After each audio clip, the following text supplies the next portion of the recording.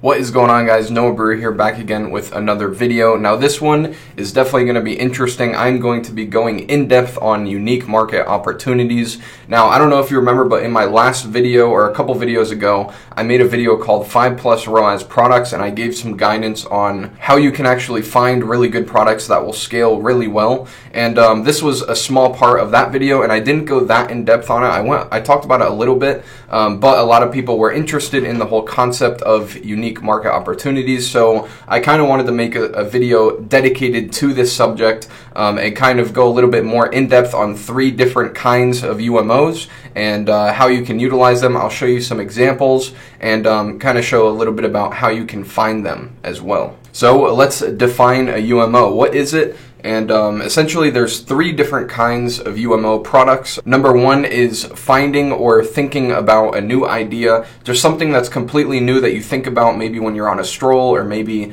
when you're in the shower, or 10 minutes before you go to bed. We all have the best ideas at the worst times. So these are just product ideas that you have, and you're able to go out and source. And by the way, we'll go more in depth on each of these in a minute here. The next one, which I say is the most popular one that I like to talk about most on my channel, is offering something new in an old industry, or offering a new product or a new version of a product that already exists in the marketplace.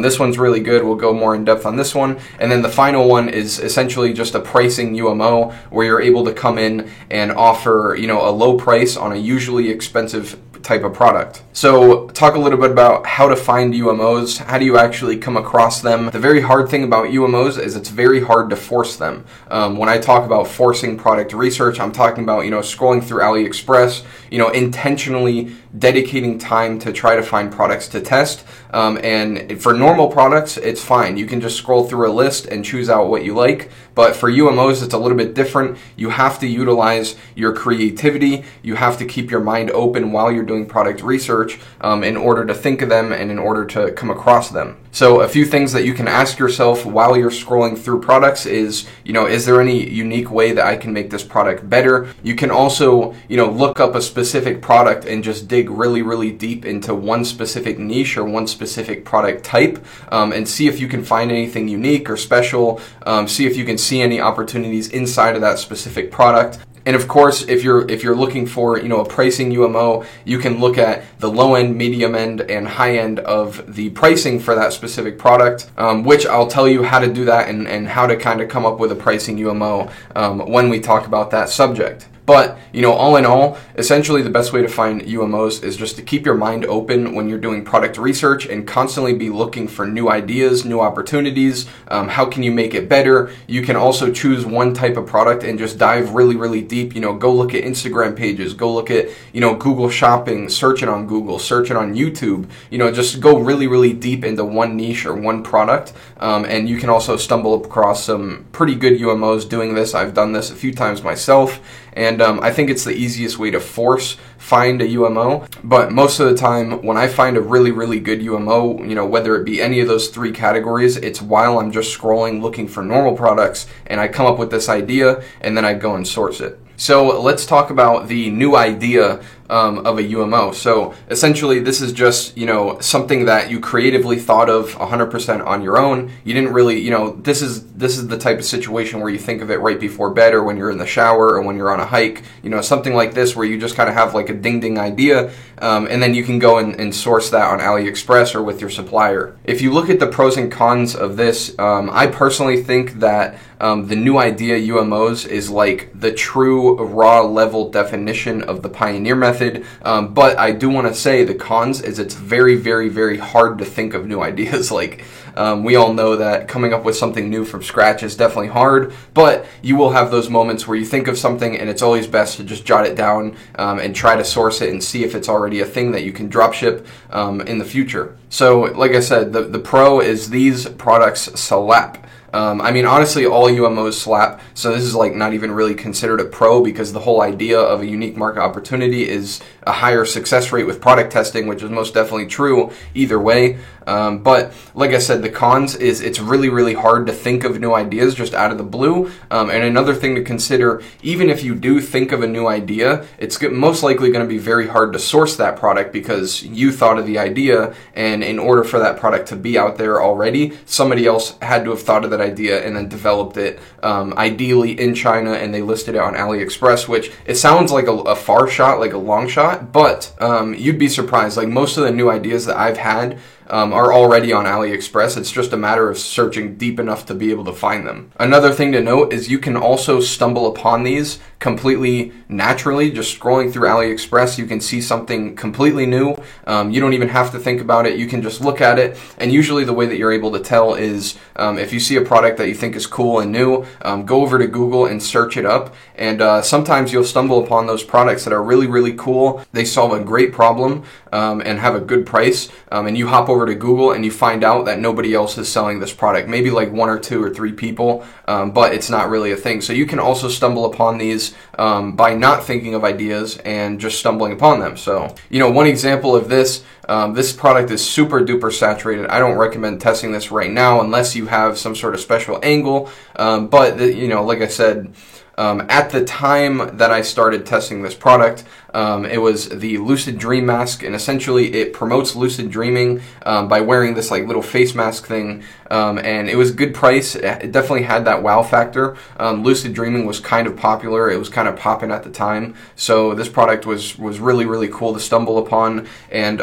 at the time, this product was completely new. Like, nowadays, this product obviously is saturated. I'm talking about, you know, 2 years ago, 2.5 years ago, this product was completely new. It was the perfect product to kind of like launch it, and you know, most of the people that saw the ad, it was their first time ever seeing this product.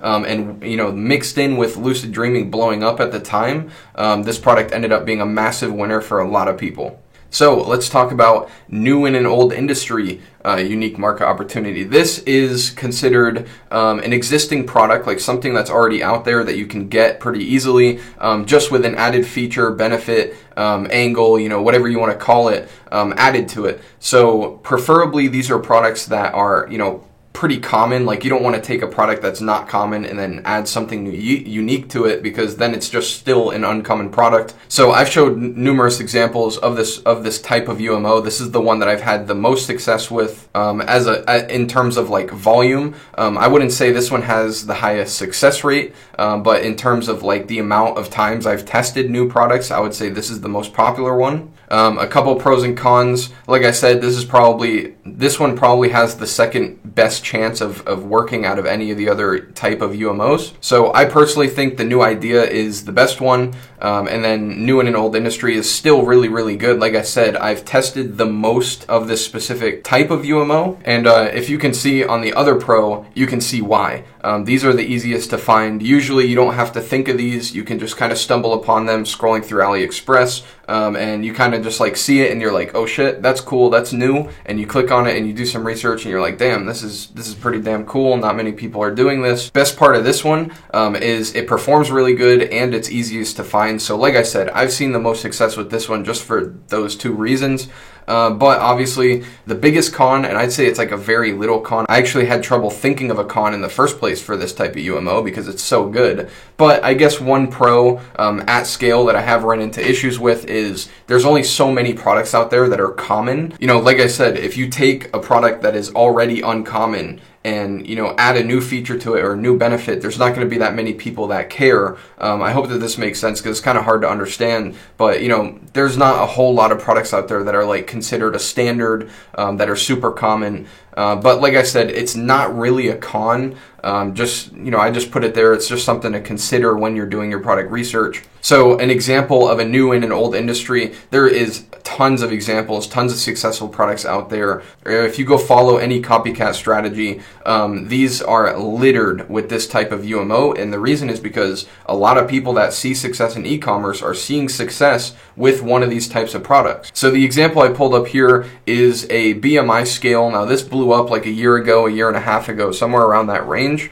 And essentially, instead of just being a normal scale, it's a Bluetooth scale, so you can, see it on your phone, but it also measures your body fat and weight, and it does a few other things like on the app as well, but it's not just a normal scale. It's actually a BMI tool, and it tells you, what your body mass index is and all these kind of things. I'm not like a super health nut, so I don't know exactly what it does.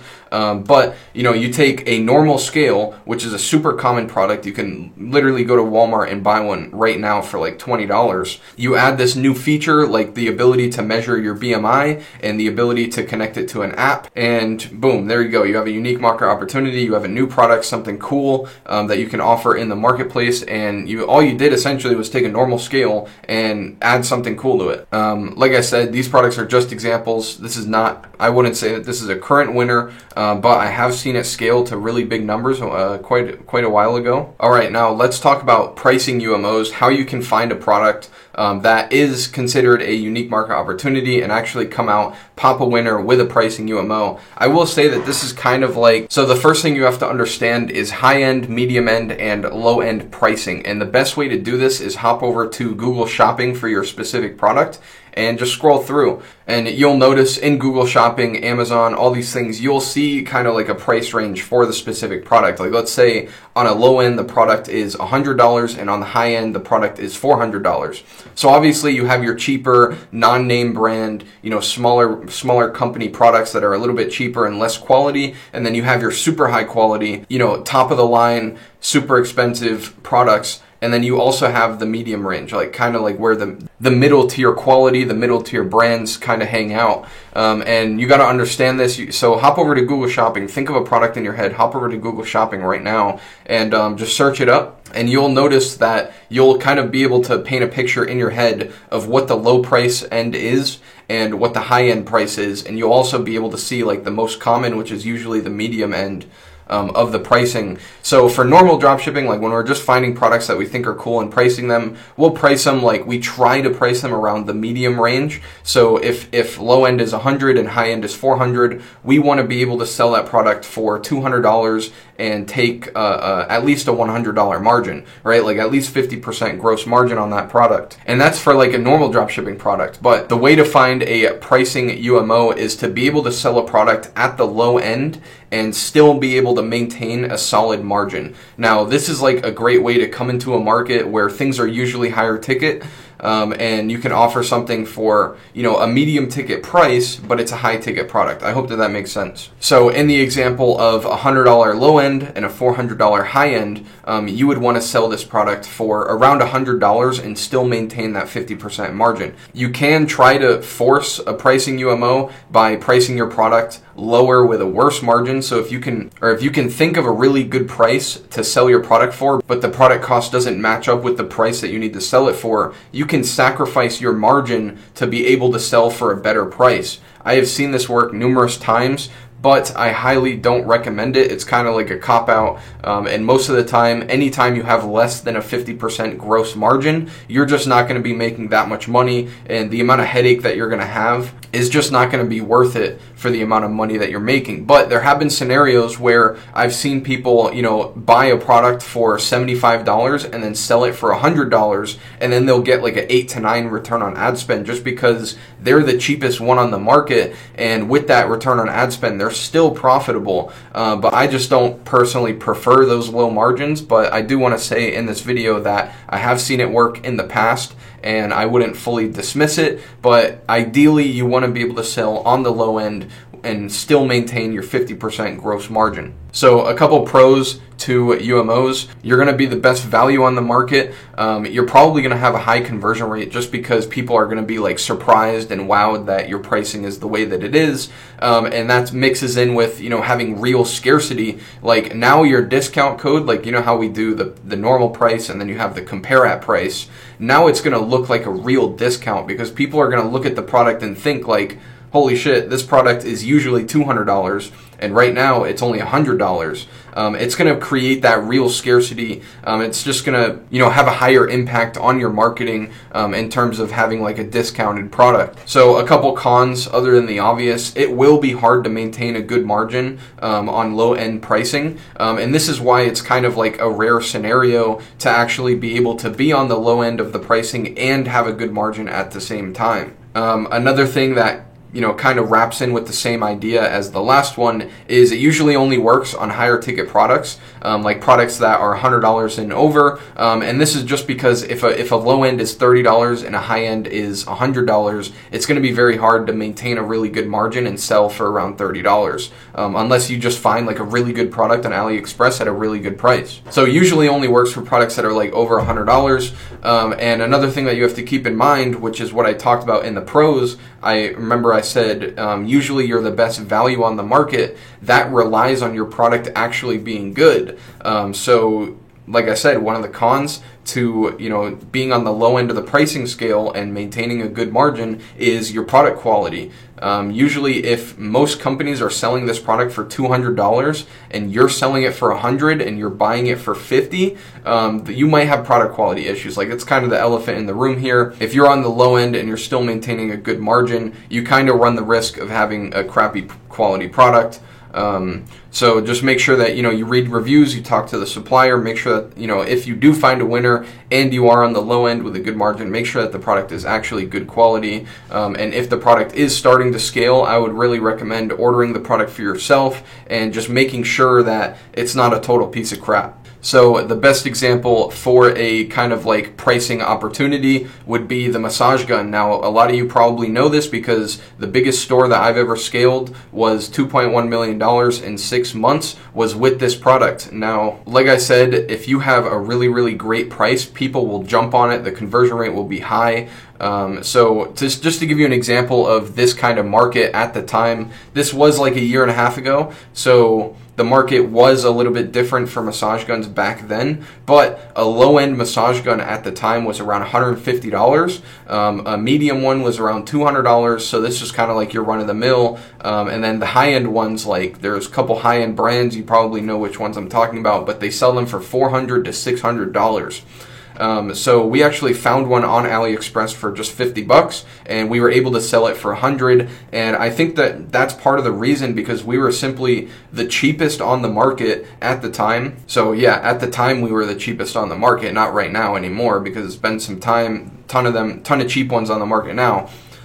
But we were able to sell it for the cheapest out there, and we still had a 50% gross margin, which was just insane. Like, the second I found this product for $50, I jumped on it and I got it to pop for numerous clients. And then this one client ended up scaling it really, really big, which was a really good experience. And it really showed me the power of, you know, having a really good price in a market. Like, being able to be on the low end pricing while maintaining a good margin is one of the most powerful things that you can do in dropshipping. So that's it for this video. I hope you enjoyed. I hope it was valuable to you, and I hope that next time you do product research, you keep your eyes open and you keep all these things in mind so that you can find some unique market opportunities yourself and run out and test them and see how they perform. I hope you're able to find a winner very soon, and I hope that you're able to scale to the moon. Now, I'm going to be talking about a couple other things in some future videos, so if you do want to keep learning about product research and how I'm able to find products that scale to 7 figures or higher, hit the subscribe button. If you like this video, leave a like and leave a comment with your feedback,